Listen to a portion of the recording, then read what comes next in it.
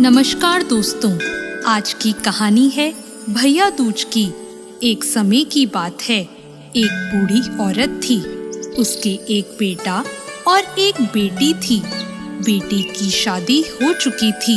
एक दिन भाई दूज के त्योहार पर बेटे ने माँ से कहा कि वह बहन के घर जाना चाहता है। तो उसकी माँ ने कहा, हम बहुत गरीब हैं, तू अपनी बहन के क्या लेकर जाएगा? तू उसके घर जाकर क्या करेगा?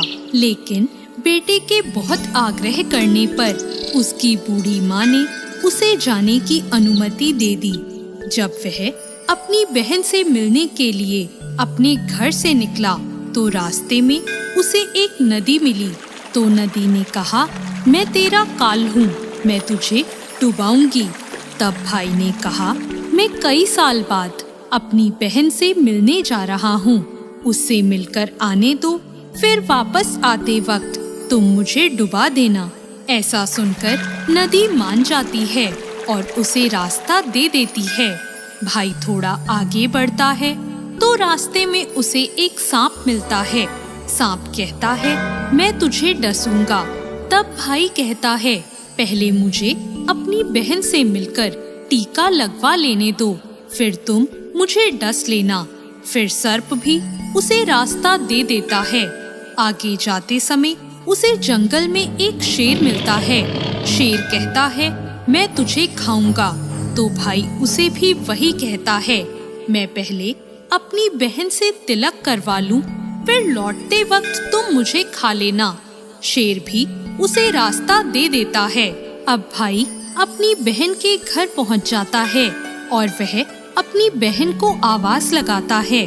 बहन उस वक्त सूत काट रही होती है। तब उसका सूत बीच में ही टूट जाता है। ऐसी मान्यता है कि यदि सूत काटते वक्त सूत बीच में टूट जाए तो जिस बहन के इकलौता भाई होता है वो जब तक सूत जुड़ नहीं जाता वो बोलती नहीं है।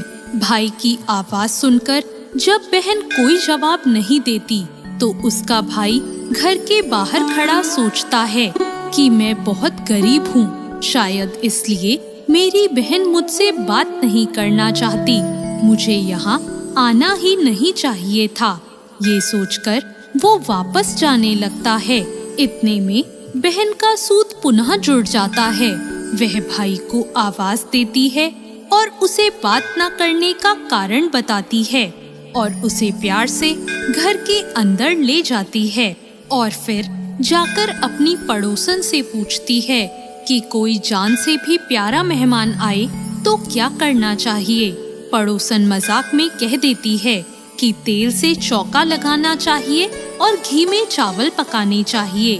वो पड़ोसन का मजाक नहीं समझ पाती और ऐसा ही करती है। अब ना तो चौका सूखता है और ना ही चावल पकते हैं। इधर भाई को भूख लग रही होती है तो वह बहन से कहता है, बहन भूख लगी है, खाना परोस दे। बहन कहती है, आज ना तो चौका सूख रहा है और ना ही चावल सीज रहे हैं। भाई पूछता है कि तूने कैसा चौका लगाया है और चावल कैसे चढ़ाए हैं? बहन कहती है, मैंने पड़ोसन से पूछा था कि जान से प्यारा मेहमान आए तो क्या करना चाहिए, तो उसने कहा तेल से चौका लगाना चाहिए और घी में चावल पकाने चाहिए। भाई बोला, अरे मेरी भोली बहन, कभी तेल का चौका सूखा है और कभी घी में चावल पके हैं। तू ऐसा कर, पानी में चौका लगा और दूध में चावल पका। ऐसा करते ही चौका सूख जाता है और चावल भी पक जाते हैं। तब वह भाई को भोजन करा के उसके तिलक करती है। अगले दिन भाई बोलता है, माँ अकेली है, अब मैं घर वापस जाऊंगा। अगले दिन बहन जल्दी उठकर गेहूं पीसकर भाई के लिए लड्डू बनाती है और कुछ लड्डू बच्चों के लिए रखकर अपने भाई को विदा कर देती है। सुबह जब बच्चे उठते हैं और अपनी माँ से खाने के लिए कुछ मांगते हैं तो माँ उन्हें वही लड्डू दे देती है। वह देखती है कि लड्डू तो हरे रंग के हो गए हैं। फिर वह चक्की में देखती है उसमें गेहूं के साथ एक सांप भी पिस गया होता है। वो उन लड्डुओं को फेंक देती है और भाई के पीछे भागती है तो उसे रास्ते में पेड़ के नीचे अपना भाई लेटा हुआ दिखता है। वह उससे पूछती है, मैंने तुझे जो लड्डू दिए थे वो तूने खाए तो नहीं? भाई कहता है, मैंने वो लड्डू अभी तक नहीं खाए, वो इस पेड़ पर टंगे हैं। वो पेड़ से लड्डू उतारती है और गड्ढा करके उन लड्डुओं को वहीं गाड़ देती है और अपने भाई को सारी बात बताती है।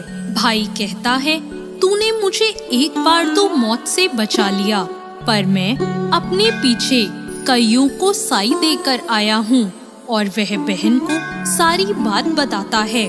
दोनों वहाँ बैठे बात कर रहे होते हैं तो बहन भाई से पानी मांगती है तो भाई कहता है, थोड़ी दूर में एक तालाब है, मैं वहाँ से पानी लाकर आता हूँ। बहन कहती है, मैं खुद चली जाती हूँ और पानी पीकर आ जाती हूँ।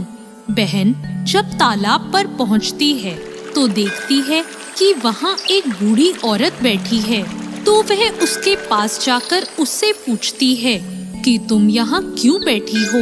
तब बुढ़िया कहती है, मैं विधाता हूँ, एक बहन के भाई का रास्ता देख रही हूँ। तब वह पूछती है, माता वह कौन भाई है? तब विधाता कहती है, एक भाई है जिसके प्यार में उसकी बहन ने एक निर्दोष सांप की हत्या कर दी है। वह सोचती है कि यह तो मेरा ही भाई है। वह घबराकर विधाता से पूछती है, माँ उस भाई को बचाने के लिए क्या करना होगा? विधाता उसे कहती है कि उसकी एक बहन है, वह उसे गालियाँ दे और उसकी शादी होने तक यदि वो हर घात टाल देती है तो उसका भाई बच सकता है। वो तुरंत अपने भाई के पास जाकर उससे कहती है कि मैं तुझे घर तक छोड़ने चलूंगी, पर रुक, मैं अभी आती हूँ।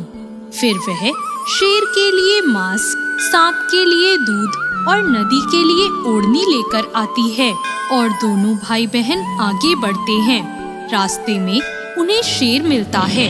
जब वह भाई को खाने के लिए आता है तो बहन उसे मांस का टुकड़ा डाल देती है। शेर मांस के टुकड़े को खाने में लग जाता है और दोनों भाई बहन आगे बढ़ जाते हैं। आगे उन्हें एक सांप मिलता है। जैसे ही सांप उसके भाई को डसने आता है तो बहन दूध का कटोरा सांप के आगे रख देती है। सांप दूध पीने लग जाता है और दोनों फिर से आगे बढ़ जाते हैं। रास्ते में आगे चलकर उन्हें नदी मिलती है जो भाई को डुबाने के लिए तैयार रहती है तो बहन नदी को ओढ़नी उड़ा देती है। खुश होकर नदी उन्हें रास्ता दे देती है। अब दोनों भाई बहन अपने घर पहुंच जाते हैं। अपनी बेटी को देखकर माँ बहुत खुश हो जाती है, पर बहन उसी समय अपने भाई को गाली देने लगती है। तब माँ कहती है, इसको यहाँ क्यों ले आया? तब भाई कहता है, माँ बहन तो बहुत अच्छी थी, पता नहीं घर आते ही इसे क्या हो गया। थोड़े दिनों में उसके भाई का रिश्ता आता है तो सब कहते हैं, बहन पागल तो है, बुरी है, पर भाग्यवान है। जब ससुराल वाले सगाई के लिए मिठाई लाते हैं तो बहन कहती है, इसकी मिठाई क्यों लाते हो? पहले मेरी मिठाई लाओ। और वह अपने भाई को गालियां देने लगती है। सगाई शुरू हो जाती है तो वहाँ आग लग जाती है। बहन को तो पहले ही पता था कि उसके भाई की घात है और वह तुरंत ही आग बुझा देती है। शादी के हर कार्यक्रम में बहन अपने भाई के साथ ही रहती है। जब भाई की निकासी होने लगती है तो बहन बोलती है, अरे इसकी निकासी क्यों करते हो? पहले मेरी निकासी करो और इसे आगे के दरवाजे से मत लेकर जाओ, पीछे के दरवाजे से लेकर जाओ। और इतना कहते ही आगे का दरवाजा टूटकर गिर जाता है। सब कहते हैं, भले ही बहन कलिया है पर बराबर भाई की जान बचा रही है।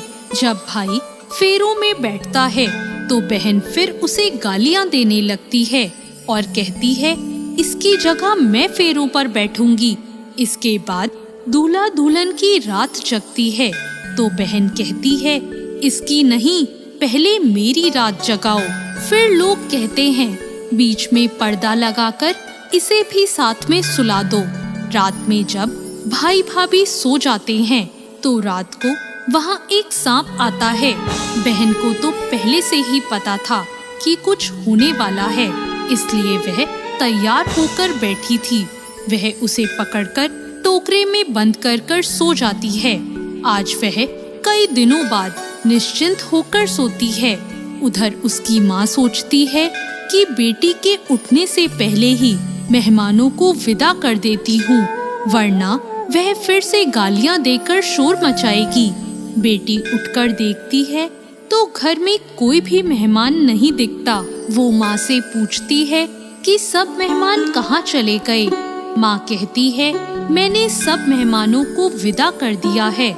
तब बेटी कहती है कि सब मेहमानों को फिर से बुलाओ, तभी मैं विदा होऊंगी। उसके कहे अनुसार माँ सबको वापस बुलाती है। तब वह माँ से कहती है कि मैंने आज के दिन के लिए ही पालने में पूत और चूल्हे पर दूध छोड़कर अपना घर छोड़ा था और पागल होकर अपने भाई को बुरा भला बोलकर इसकी 7 घात टाली थी। मैंने इसे बचाने के लिए ऐसा किया था। यह सुनकर माँ और उसका भाई बहुत खुश हो जाते हैं और उसे विदा करते हैं और फिर सभी मेहमानों को भी विदा कर देते हैं। दोस्तों, सभी बहनें अपनी भाई की लंबी उम्र की कामना करते हुए भाई दूज के दिन अपने भाई को तिलक करती हैं और उनकी खुशहाली की कामना करती हैं। ऐसी और कहानियों के लिए हमारे चैनल भक्ति ज्ञान को सब्सक्राइब करें। धन्यवाद।